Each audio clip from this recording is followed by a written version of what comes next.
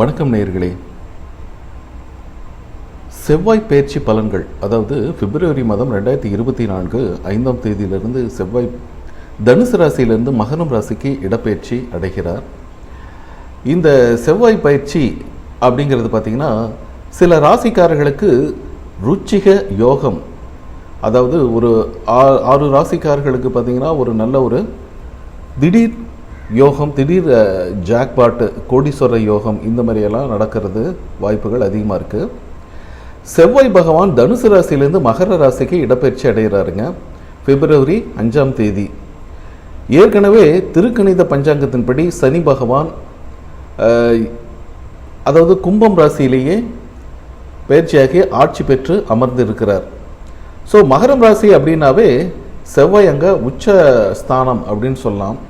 அந்த உச்சஸ்தானத்தில் செவ்வாய் பகவான் வரும் பொழுது மேஷம் முதல் மீனம் வரை இருக்கிற ராசிகளுக்கு எப்படிப்பட்ட பலன்கள் இருந்தாலும் செவ்வாய் பயிற்சி அப்படிங்கிறது 10ஆம் வீட்டில் ஒரு பாவியாக இருக்கணும் அப்படின்னு ஜோதிடத்தில் இருக்குங்க. அதாவது கால புருஷ தத்துவத்தின்படி மகரம் ராசிக்கு 10ஆம் வீடு.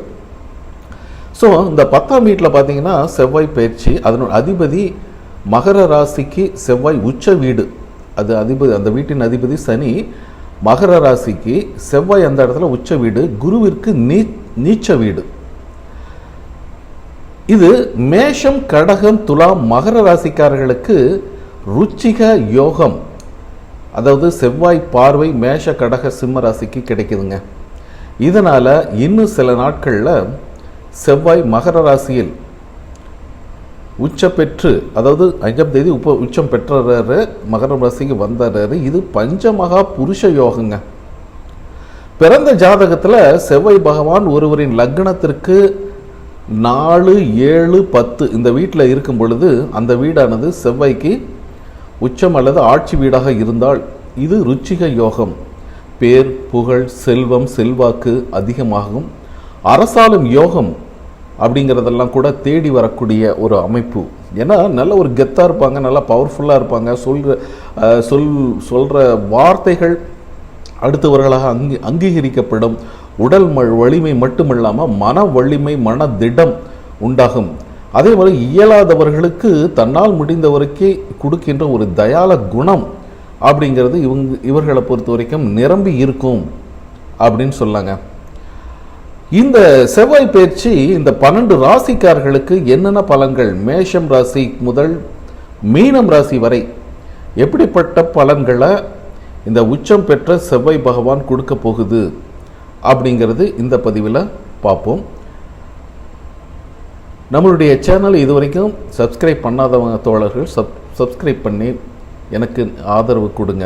உங்களுடைய ஆரோக்கியமான கமெண்ட்டு கொடுங்க. பிடிச்சிருந்தா லைக் பண்ணுங்கள், பிடிக்கலன்னா டிஸ்லைக் பண்ணுங்கள். ஓகேங்களா? வாங்க இந்த ராசிக்காரர்களுக்கு எப்படிப்பட்ட பலன்கள் இருக்கும் அப்படிங்கிறத பற்றி பார்ப்போம். செவ்வாய் பயிற்சி 2024 மகரம் ராசிக்கு உள்ள நுழையிறாரு. அது செவ்வாய் உச்ச பெற்ற வீடு அப்படின்னு சொல்லுவது. இந்த தனுசு ராசிக்காரரை பொறுத்த வரைக்கும் இந்த செவ்வாய் பயிற்சி பலன்கள் எப்படிப்பட்ட முன்னேற்றத்தையும் எப்படிப்பட்ட தாக்கத்தையும் உங்களுக்கு தந்தரலும் அப்படிங்கிறத அந்த பதிவில் பார்க்கலாம். தனுசு ராசியை பொறுத்த வரைக்கும் பார்த்தீங்கன்னா செவ்வாய் பயிற்சி சில விஷயங்களில் சாதகமான முன்னேற்றங்களையும் மாற்றங்களையும், ஒரு சில விஷயங்களில் கொஞ்சம் ஒரு இஷ்யூஸ், அதாவது சின்ன சின்ன ஒரு தாமதம், தடை தாமதம், நெருக்கடி இதெல்லாம் கொடுப்பதற்கு வாய்ப்பு இருக்குங்க.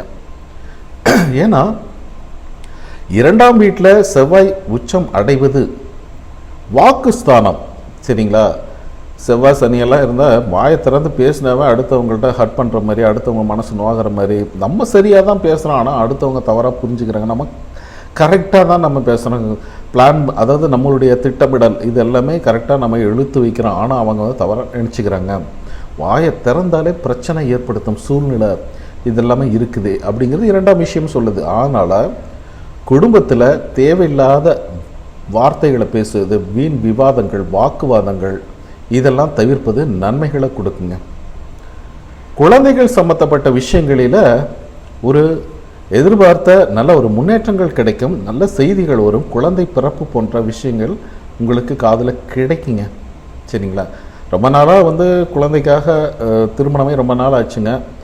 குழந்தை செல்வம் இல்லை, அதுக்காக நான் மெடிசன் அதெல்லாம் பண்ணிகிட்ருக்குறோம் அப்படிங்கிறது, அதுலேருந்து ஒரு நல்ல செய்திகள் உங்களுக்கு கிடைக்கக்கூடிய வாய்ப்புகள் சூப்பராக இருக்குது. பேச்சில் பொறுத்த வரைக்கும் பார்த்திங்கன்னா கொஞ்சம் மென்மையான அணுகுமுறைகளை நீங்கள் வச்சுக்கணும், சரிங்களா? நம்ம நினச்சதெல்லாம் பேசுகிறோம் அப்படிங்கிறது மாதிரி இல்லாமல் கரெக்டாக பேசணும், காரியத்தை சக்ஸஸ் பண்ணணும் அப்படிங்கிற எண்ணத்தோடு நீங்கள் பேசுங்க. மென்மை, அமைதி இதெல்லாம் நீங்கள் கடைபிடிக்கணும். குடும்பத்தில் வருமானம் அப்படிங்கிறது ஒன்றும் ப்ராப்ளம் இல்லை, நல்ல வருமானம் அதிகரிக்குங்க. பொருளாதார நிலை இதெல்லாமே டோட்டலாக பார்த்திங்கன்னா எல்லாமே முன்னேற்றமான சூழ்நிலை. தனுசு ராசிக்காரர்களை பொறுத்த வரைக்கும் மகர ராசியில் உச்சமங்கம் செவ்வாய் குடும்பத்தில் மட்டும் கொஞ்சம், ஏன்னா தனம், குடும்பம், வாக்கு இந்த இடத்துல சனி பகவான் இருக்கார் இல்லையா, அதனால் தேவையற்ற பிரச்சனைகளை ஏற்படுத்துறதுக்கு வாய்ப்பு இருக்குது. அது உங்கள் வார்த்தைகளினால், வாயினால தான். ஸோ அமைதியை காப்பது நன்மைகளை கொடுக்கும் அப்படின்னு சொல்லாங்க. செவ்வாய் உங்களுக்கு ராசிக்கு 2ஆம் வீட்டில், அது சூரியனோடு இருக்கிறதுனால சில புதிய வீடு மாறலாம், வீடு மாற்றணும் அப்படின்னு நினச்சிட்டு இருக்கிறீங்க இல்லைங்களா, அதெல்லாம் அதுக்கான சூழ்நிலைகள் அப்படிங்கிறது கணிந்து வரும். இடமாற்றம், ஊர் மாற்றம் ஒரு சிலருக்கு அமையக்கூடிய வாய்ப்புகள் அது இருக்குங்க. அக்கம் பக்கம் உறவினர்கள் இவங்கள்ட்ட அன்போடும் பாசத்தோடும் பழகுங்க. 1000 தான் பிரச்சனை இருந்தாலும் வெளியில் புன்னகையோடு நீங்கள் பேசும் பொழுது உங்களுக்கு சாதகமான ரிசல்ட்டு, சாதகமான நன்மைகள் எல்லாமே கிடைக்கும், சரிங்களா? பேச்சில் கவனமாக இருங்க, யார்ட்டையும் கோபமாக பேச வேண்டாம். சகோதர சகோதரர்களுக்கு கொஞ்சம் விட்டு கொடுத்து போங்க. வீண் தேவையில்லாத ஆர்குமெண்ட், வீண் விவாதங்கள் இதெல்லாம் தவிருங்க. தாய் மாமன் வகை, தாயுடைய உறவினர்கள் வகையில் கொஞ்சம் டிஃப்ரென்ஸ் ஆஃப் ஒப்பீனியன், கருத்து வேறுபாடுகள் வருதுங்க. அதை நீங்கள் கொஞ்சம் ஹேண்டில் பண்ணுங்கள், கவனமாக இருங்க, சரிங்களா? அதே போல் குடும்ப உறவுகளுக்கு அப்படிங்கிறது குடும்ப உறவுகளுக்குள்ளே பார்த்திங்கன்னா வீட்டிலே பர்சனலாகவே பார்த்திங்கன்னா கொஞ்சம் பதட்டங்கள், ஒரு டென்ஷன், கோபம் இதெல்லாம் வரத்தான் செய்யும், சரிங்களா? இந்த இதில் நீங்கள் கவனமாக இருக்கணும்.